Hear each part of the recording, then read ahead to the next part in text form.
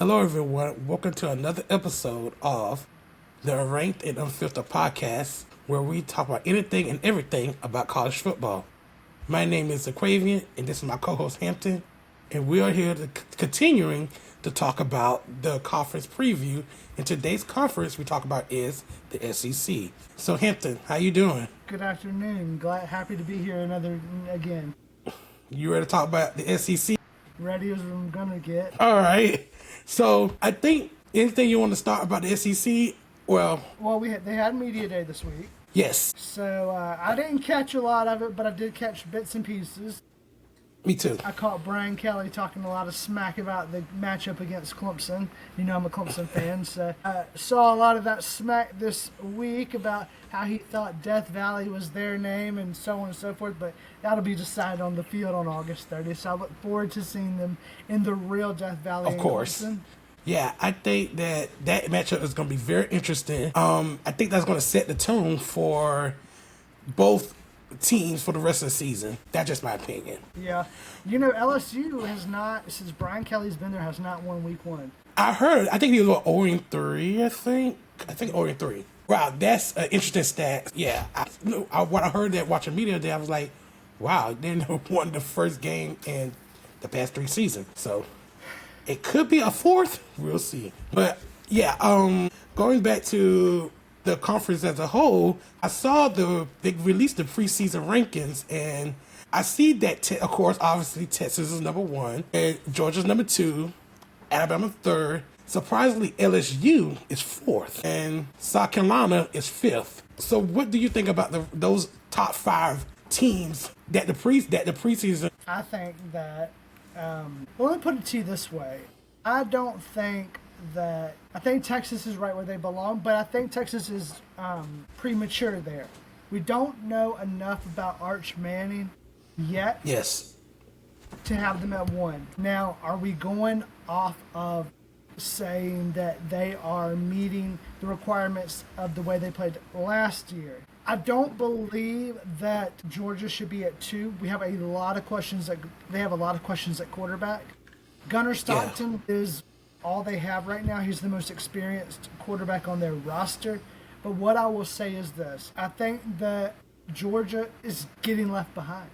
Really? I don't know if you feel that way, but if you saw this past week, they lost 2 recruits to the state of Texas right there in their backyard. One that they have been recruiting since 8th grade. Wow.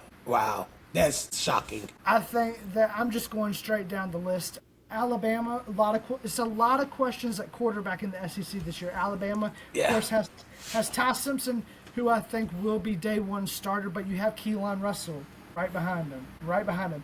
Now, one of the teams that I think that has a solid opportunity and knowledge of who their quarterback is going to be for the year is LSU with Garrett Nussmeier. Yes. Heisman front runner with Cade Klubnik, but I'm not sure, how the schedule is going to work out for them. Then Right. at 5, you have the South Carolina Gamecocks, which, I think they take a step back this year. I think they see a sophomore slump from Lenore Sellers. Mm-hmm. Their defense will be just as good as they were last year. But what have I said over and over and over again? I've told you that it's got to be somebody to put weapons around their quarterback. Right. And I'm not sure South Carolina has those weapons right now. Now, granted, we will see. We're still got questions on if that running back that they got from Utah State, Faison, will be able to play this year. I believe that he will be able to play, but we just haven't heard from the SEC. Then you're going to have at 6, you had Florida. Right. I believe Billy Napier is on the hot seat. Yeah. But he's got DJ Lagway, and I think DJ Lagway is going to be good this year. So I think Florida's right there, one of the ones that could surprise us. Then I see Ole Miss, of course, Lane Kiffin and who he is. And then Texas A&M, a lot of questions at Texas A&M. So people can see right here the preseason rankings of who's going to be who will win the SEC championship at the end of the season. So of course Texas got the most, and then Georgia, Alabama, and then LSU, South Carolina, Oklahoma, and then Vandy, Florida, Tennessee, Ole Miss, and Auburn. So yeah, I I just think, can't. let me put it to you this way. We're looking at the rankings. Now, that's just for the who they think will be in the championship. Win championship, right? I look at number 10 on the rankings. Now, see, that's not the rankings that you're looking at right there. That's just for the championship No. votes. But when I Right. look at the rankings and I see Oklahoma at 10, Oklahoma's an interesting team this year. Yeah. They're a team that I think could either be really good or be really... But I'm going to say something that I think is very important for people to realize, and I think that is that Brent Venables will for sure buy himself another year. I think them jumping to the SEC bought him an additional year for next year. So if they crash and burn in Norman, I think you will see Brent Venables come back one more time with one more chance, especially with the fact that their athletic director is retiring. And I'm just not sure if a new athletic director would come in and fire immediately, but Right. you never know. So what are your takes on the rankings? Well, for those two who's going to win the SEC championship, I thought Tennessee was a little bit lower than I expected, but I can understand why, because of the quarterback issue with Nico is not there anymore with the whole quarterback debacle they had, during the offseason and him going to UCL. But I expected it to be a little bit higher, maybe the top 6. Not so far down like that, but that could be because, of course, the quarterback, but also could be scheduling. But yeah, so that's a little bit surprising with Tennessee. I'm going to drop something early in the show that's probably going to throw a lot of people off, but I believe Josh Heupel is on the hot seat. Really? I do. Even with the success last season, is it because of that horrible loss against, I think they lost to Ohio State, correct? I think it's the mismanagement of Nico. I think it's the scrambling of having to find a quarterback that was at Appalachian State University. Right. I think it was the mismanagement, the non-recruiting of those additional quarterbacks that they need. Not having a backup plan to Nico is going to hurt him. Yeah. I think you will see Josh Heupel on the hot seat this year in Knoxville. Let me ask you a question about the whole Tennessee situation. Do you think that they did the right decision of not offering Nico, I think it was almost $4 million, I want to say. I think it was $4 million.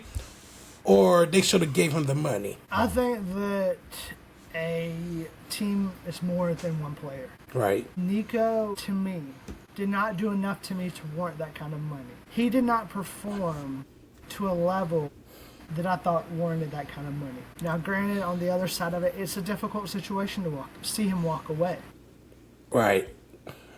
But you have to remember, there are some people out there that are focused on the money to better their families and their parents. And then you have to look, and there's some of those people out there who are focused on winning football games and national championships and getting to the NFL and paving the way for themselves and their futures, not their parents' futures.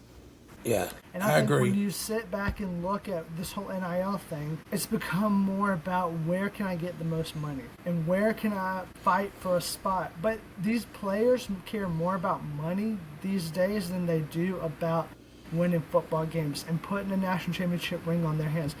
And to me, that's what's hurting college football. I have to agree with that. But Yep. I'm, on one end, I don't blame them for letting Nico walk away, but it's the failing to plan that bothers me a lot. Like, I feel like, Dabo Swinney would have been in the same kind of boat had Cade Klubnik walked away. There's not a number 2 quarterback that I'm confident could win us a football game right now. And that's why I think the mismanagement at Tennessee could put Josh Heupel in the realm of a firing. Going from playoff to potentially no bowl game or a crappy bowl, I believe Josh Heupel could be shown the pink slip out of Knoxville. To me, that would be a surprising firing, but for what you explained to me, I kind of understand, and I get it. I feel like if I was in another conference, he'll probably get, a few more years, but the SEC is very competitive, and they have standards to uphold, so they have, they want to do well. So if you're coming out, this season with the certain unknown because we don't, but the whole quarterback situation, it could be tricky for him this season. So Absolutely. we'll see. Absolutely. And, So we'll see. and I think that teams are going to use this situation, not just in the SEC, not just in the ACC, not all around college football, to know that they need to have that number 2 guy. Because, Right. I mean, sadly, we have tampering. There's tampering out there. You can't tell me there's not tampering out there. And frankly, I just believe in my mind and my heart that you're going to start seeing these recruits, these quarterbacks come in from high school knowing that they could have to step up at any minute following a season of a breakout star that goes on to a bigger and better school. Better school, right. And that's almost something very important these coaches should be using in their recruiting of these high school players is the fact of, okay, you're coming in, but yeah, you might have to ride the bench 2 or 3 years until Johnny goes on to the NFL. But at the end of the day, you might step in next year if we have a breakout year and he chases the money. All right. And I'm going to tell you something. These Texas schools have this oil money that's just being fed into these schools and in these programs. Yep. That's why a lot of people, and I know we'll get into this next week, but a lot of people have asked me if I thought Rhett Lashley would jump to an SEC job. No. Why would he? He's got it made at SMU. He's building what he wants there. He's got the Texas money right there. Why would he go? He's got it set up. He's in the ACC. Mm-hmm. If he can build what he's got in the ACC, he'll compete with Clemson. And I know that's next week, but I'm just saying those Texas schools, I know. Yeah. Those Texas schools have this money being poured in. And people don't realize that. People are like, well, why is he going to Texas? And why is he going to Texas A&M? Because it's the oil money. The old money is being pushed into these programs. Right. And don't forget, not just the oil money, it's the big talent in that state.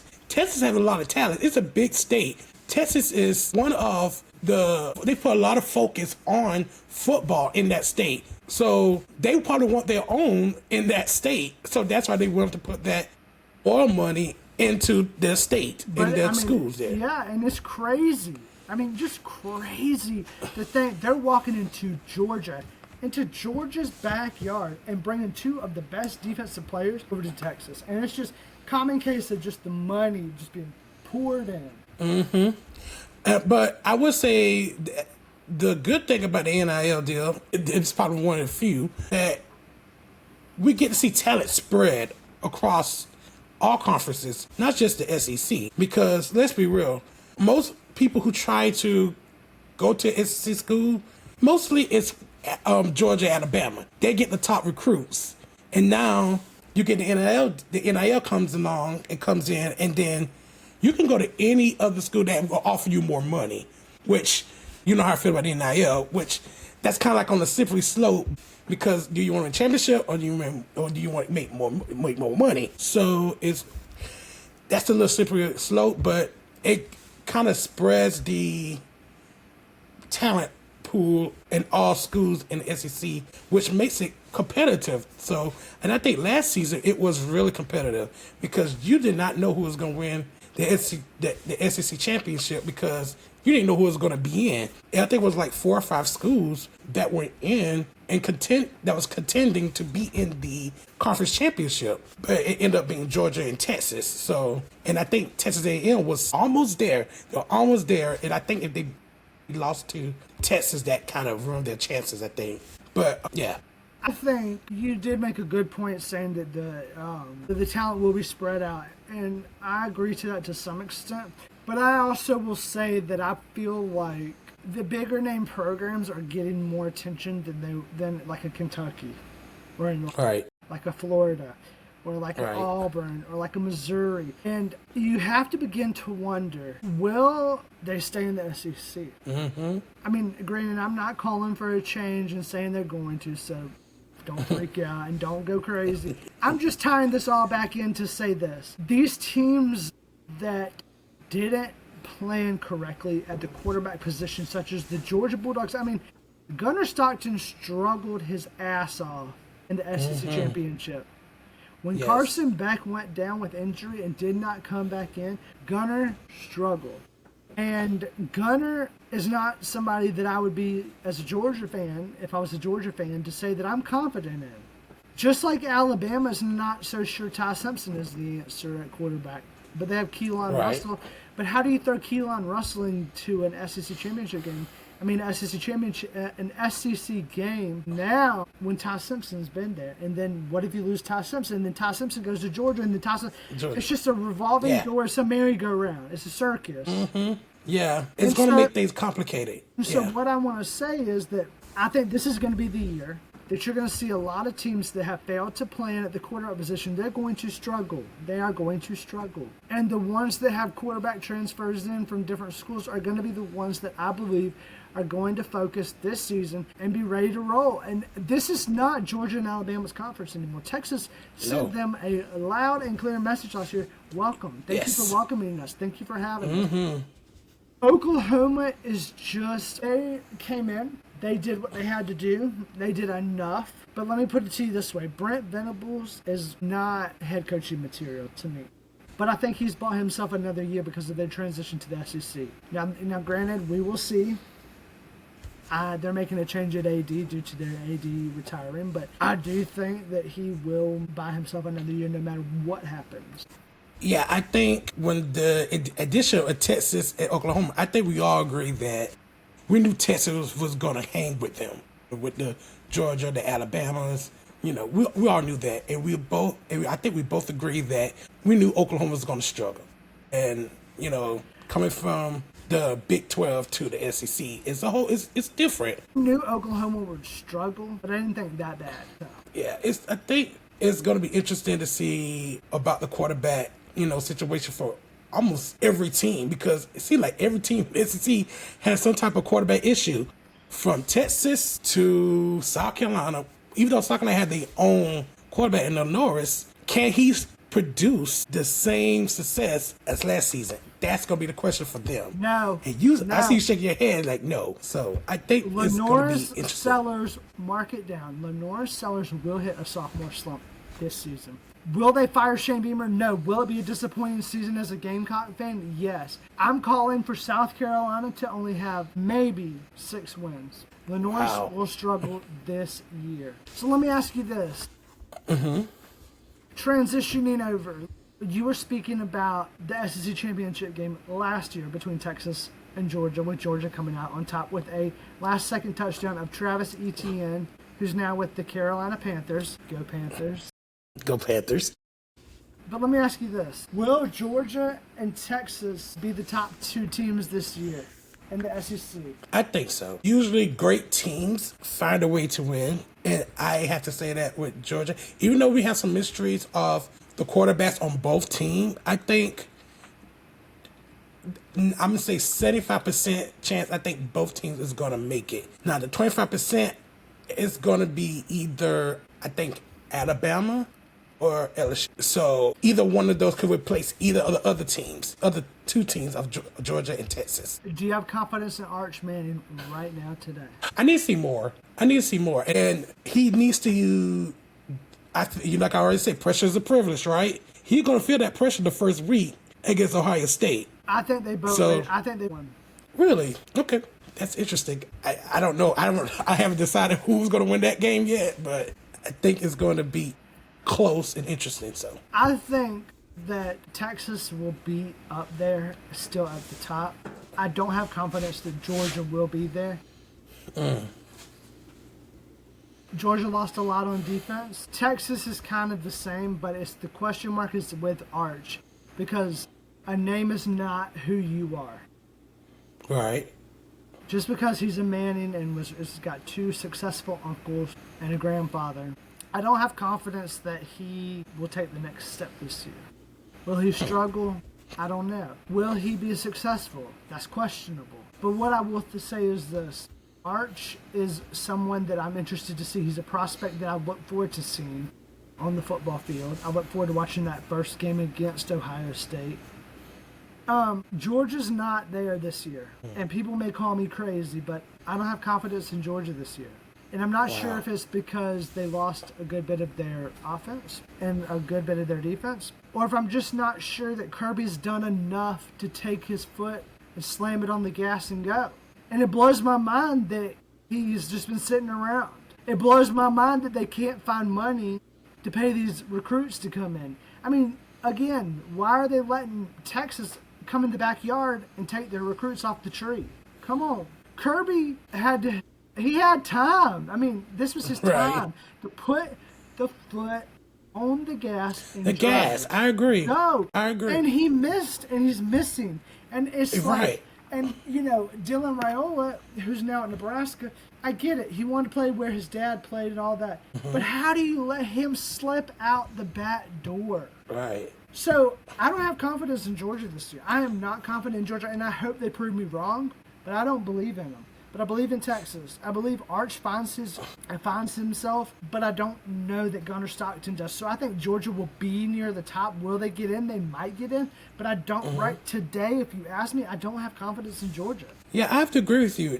This was a perfect opportunity for Georgia to put their foot on the gas and just take over the SEC. It seems like they didn't really do that, and they let Texas just bust on through and just take over the SEC. And I know a lot of SEC fans are not really happy about that. Like, these new team come in and take over, and I agree, it's a lost opportunity for Georgia to get multiple SEC championship, even though they did win, last season, but. And the only reason they won the championship last year over Texas is because they had that defense. Half that defense is gone. They're in the NFL. And Etienne's gone. Is at Miami. Stuck with Gunnar Stockton. And we will see. Today, I don't have confidence in Georgia. And we will probably get rated over the calls because, oh, yeah, crazy. But Gunnar Stockton did not show he was ready to step in. Now, granted, it was a totally different stage. He was nervous.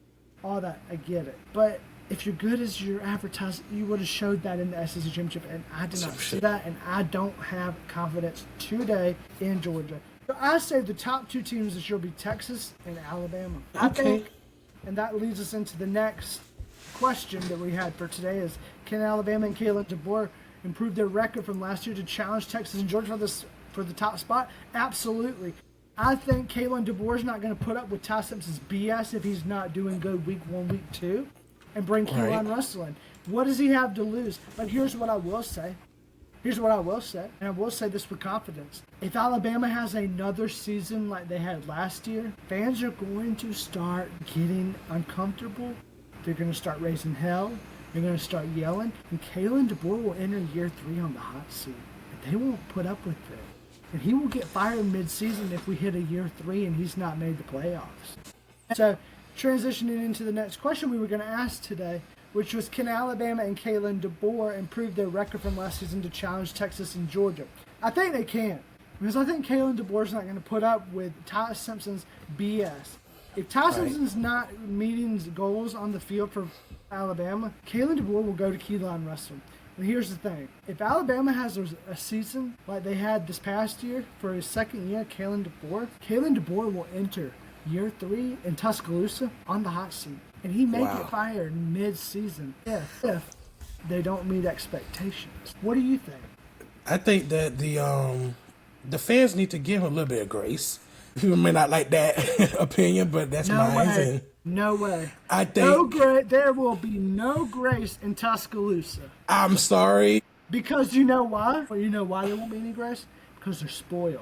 They're spoiled, and they deserve to win championships because it's what they're used to. Ask a Clemson fan. Well, sometimes you spoil and it may get right, and then it doesn't work like that. But I think they need to give him a little bit of grace because, let's be real, this is a new coach. This is not Nick Saban.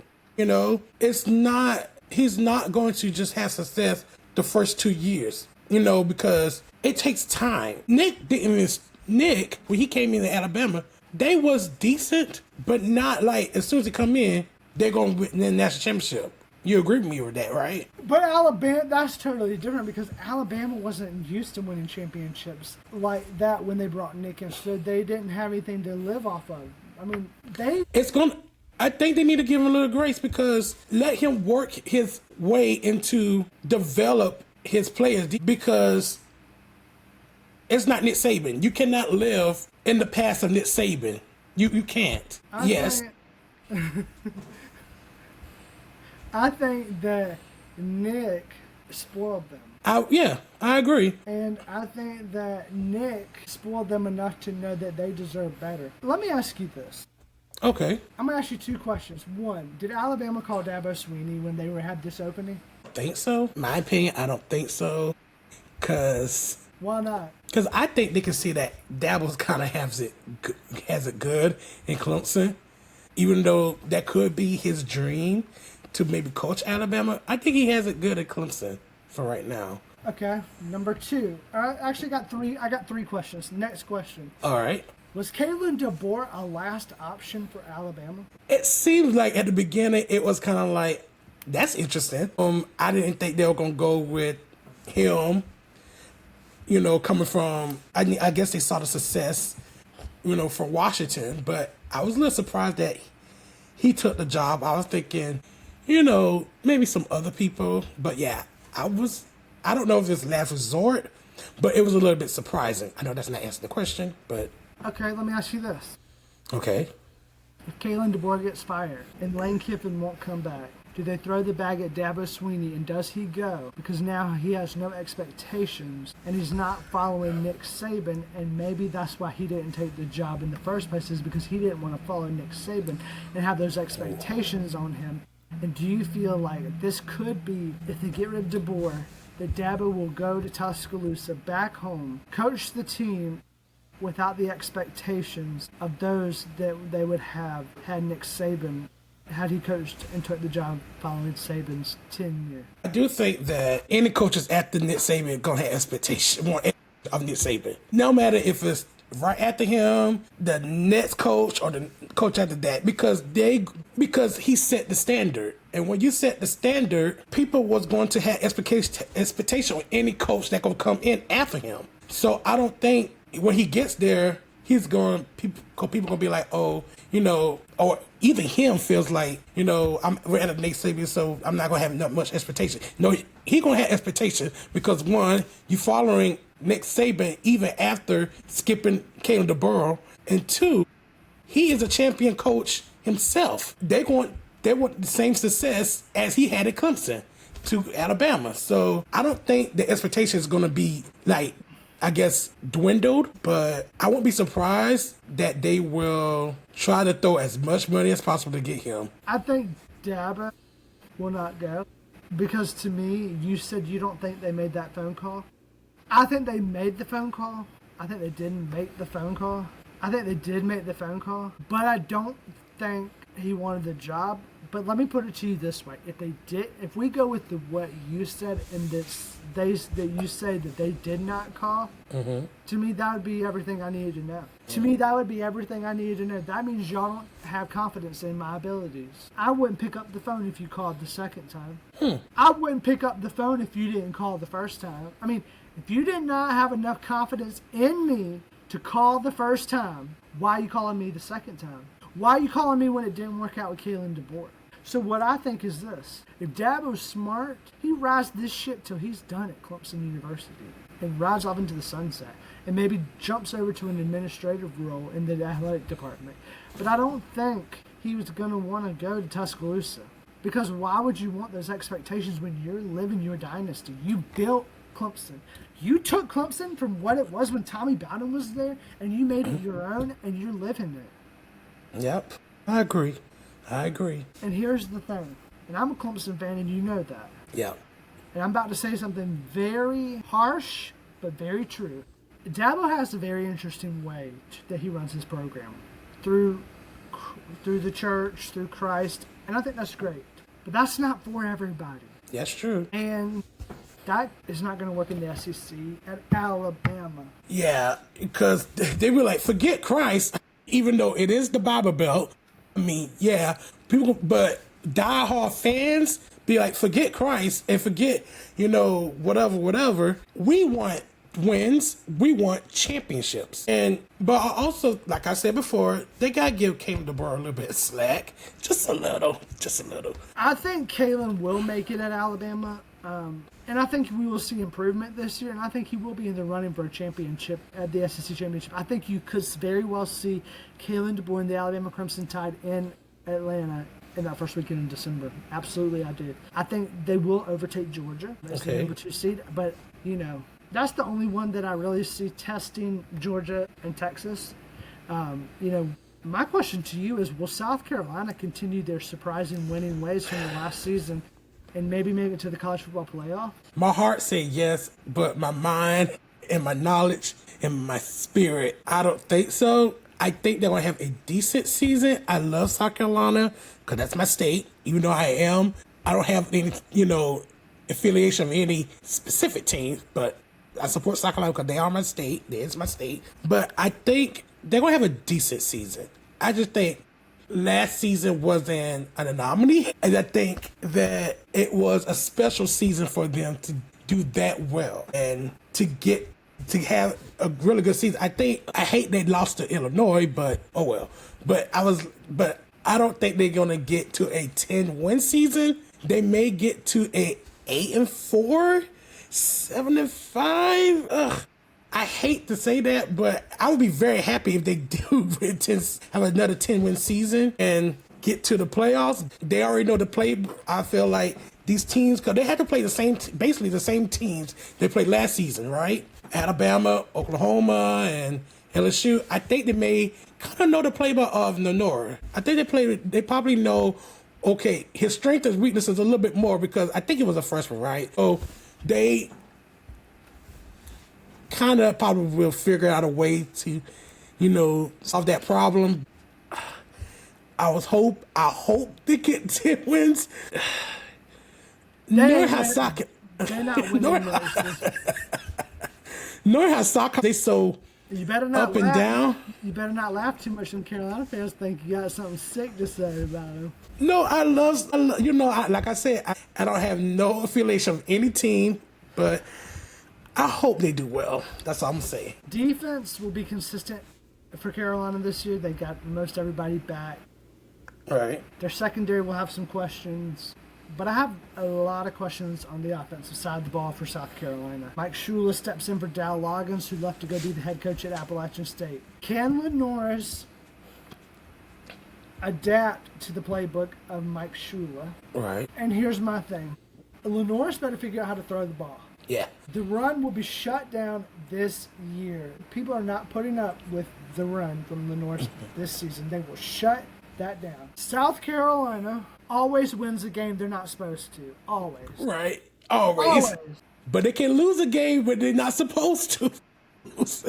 Unfortunately, that's why I say they're so inconsistent. I don't see a game on their schedule this year that makes me go, they're not going to beat that team. I think there's a couple of games on their schedule like they're for sure going to get. But let me tell you this. South Carolina, we will know about South Carolina and who they're going to be this year week 1. I agree. Week 1 against Virginia Tech. Whether they show out well and they should blow them out. Blow them out. If they're going to be as good as we think they are from last year, South Carolina should blow out Virginia Tech because they are terrible. Oh, exactly. Terrible. I agree. 1,000% agree. Brent Pry is not the answer in Blacksburg, but is Shane Beamer. But is Shane Beamer the answer in Blacksburg? Yeah, I think that first week game for them, it will definitely set the tone of the rest of the season. Yeah, it's going to be. When I look at South Carolina, and I know earlier I was joking about 5-7, I have South Carolina as their ceiling at 10-2, with losses with the losses being to Clemson and Alabama. I have to agree with that. I can see that. That's the ceiling I have for them. The floor, 5-7. Then what I expect is 6-6 or 7-5. We will see. But like we both agree, that first game is going to be But let me say this. A lot of people say, well, the first game is always going to tell us everything. No. No. Because let me tell you something. Clemson losing to LSU or LSU losing to Clemson is not going to establish their season. Right. That's not going to establish either one. The Clemson-LSU game is going to be just one of those games that, like, May the best team win, and the losing team still has that chance to get in and get back at them in the playoffs. Right. I cannot say enough. This South Carolina Virginia Tech game is going to establish either team's season. Yeah. You lose that game, there are a lot of questions. You win that game, okay. I don't think personally. What's the best way to put this? I don't think we'll really see who Carolina is until October. When they go to LSU, when they go to Baton Rouge. But I'll tell you one thing. I'm damn glad that the Carolina-Clemson football game is at 12 o'clock noon this year, so these people don't have time to get drunk and spit in my face when I go. And I don't know if I'm going to go yet because I may stay home. I don't know yet. We'll see. Because you know how you change your mind. What? But let me tell you something. It doesn't really matter anymore per se, but I've always wanted Carolina to be undefeated coming in and Clemson to be coming in undefeated. Now, granted, my second thing that I want is not really needed anymore per se, but I wanted both of us to be fighting for that last playoff spot.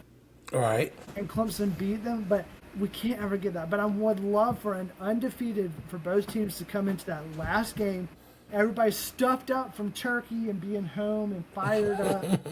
Game days on site, but we haven't had that. South Carolina doesn't know how to find that.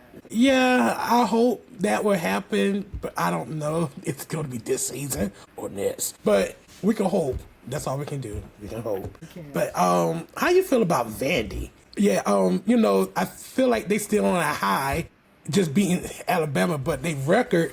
They finished the season 76 still, so, but they feel like being Alabama was like the pinnacle of the whole season. But how you feel about Vandy? Vandy's a sneaky program. Yeah. Diego Pavia is a sneaky prospect. He got the confidence.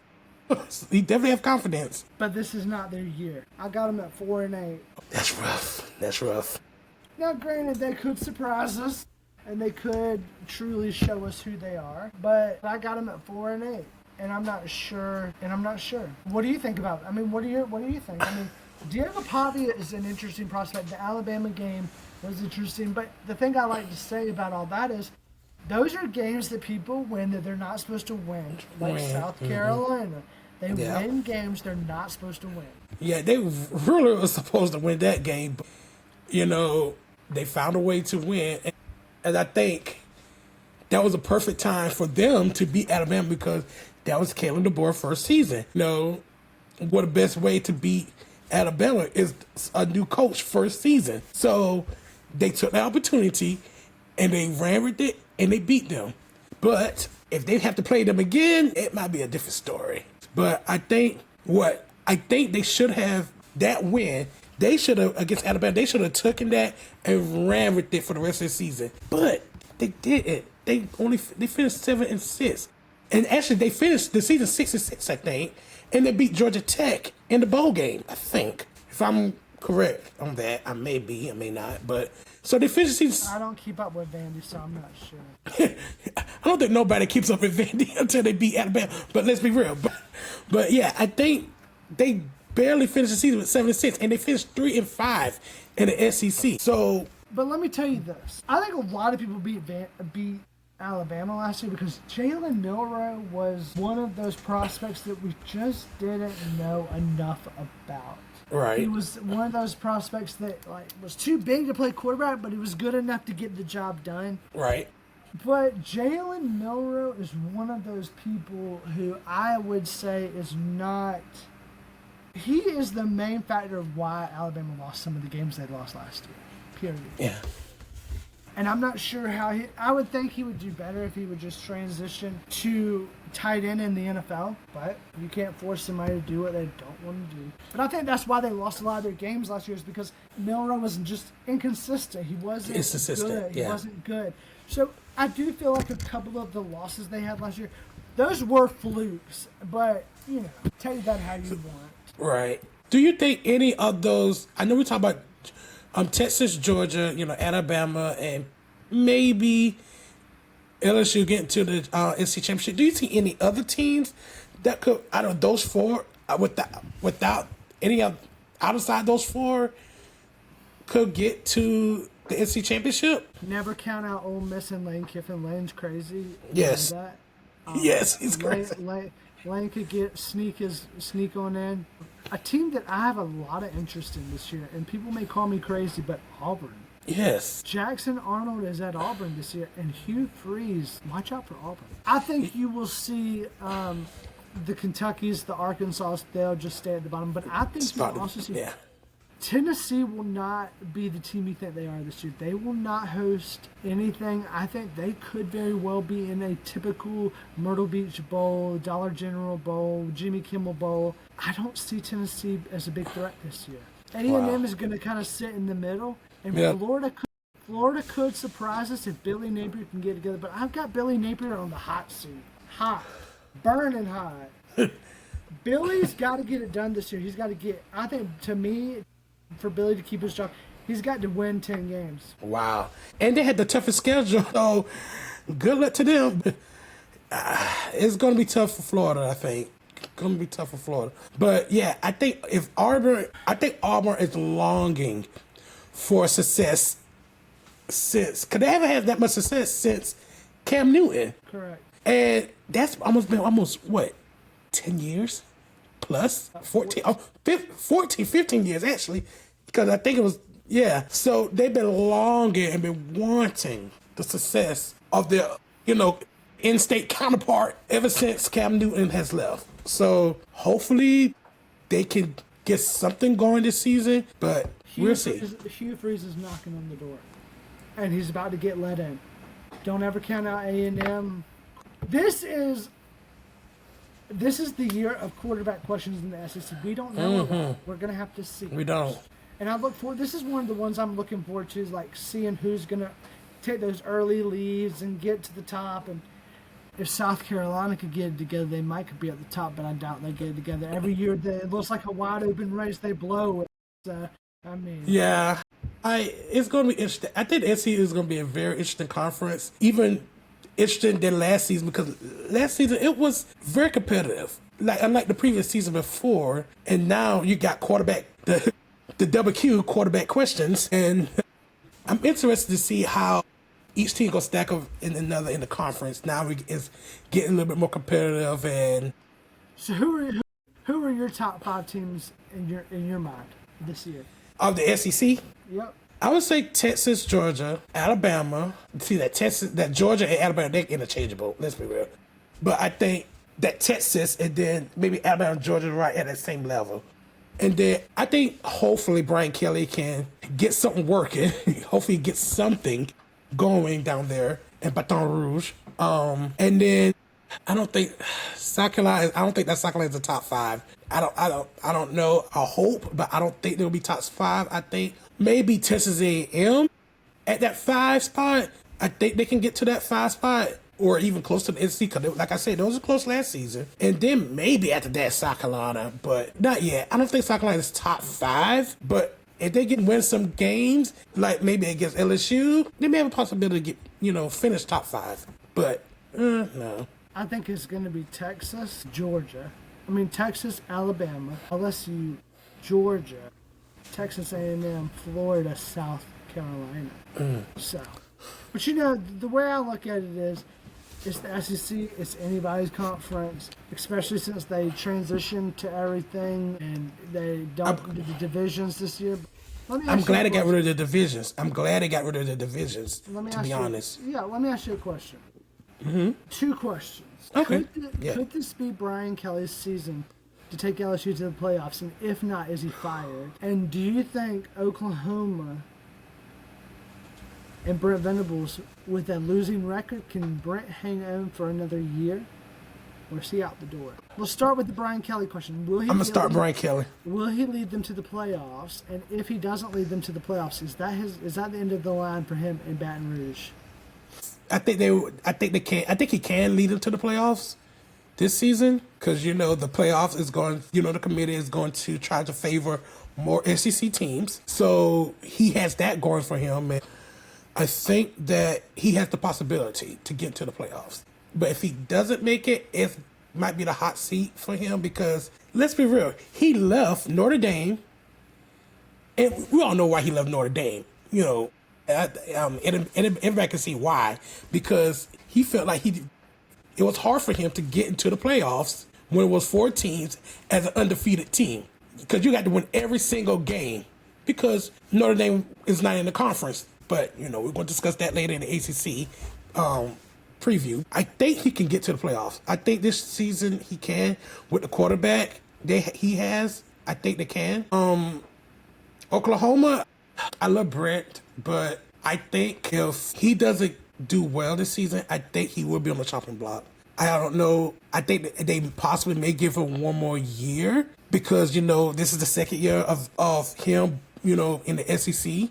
The second year of the Oklahoma being the SEC. So they may give him one more year to see. But if he doesn't do well that season, I think they are going to let him go. I think they will. I think, and of course, Oklahoma, just like Auburn, they're longing for that team, that one team that can just get them over the hump to win another national championship.